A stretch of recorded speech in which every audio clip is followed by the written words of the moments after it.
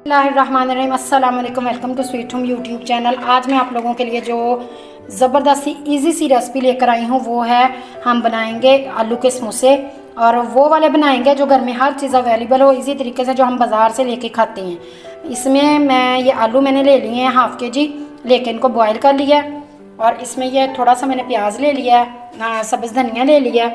और स्पाइसेस में मैंने 1 टीस्पून ले लिया है मैंने इसमें हल्दी powder, red chilli powder 1 teaspoon, chilli flakes 1 tablespoon, गरम मसाला मैंने 1 टीस्पून। और ये जो है नमक है, ये आप हस्बे ज़रूरत इसमें ऐड कर सकते हैं। रेसिपी हम अपनी स्टार्ट करते हैं। आलूओं को हम अच्छी तरह से ऐसे पीस लेंगे। आप लोग इसको बीटर से भी कर सकते हैं, मैशर से सॉरी, लेकिन मैं इसको हाथ से करूँगी। आलू जो है वो मैंने हाथ से अच्छी तरह से मैश कर लिए। ये हाथ से ज़रा दरदरे से होते हैं, ऐसे अच्छे लगते हैं समोसों में। बाकी अब मैं इसमें ये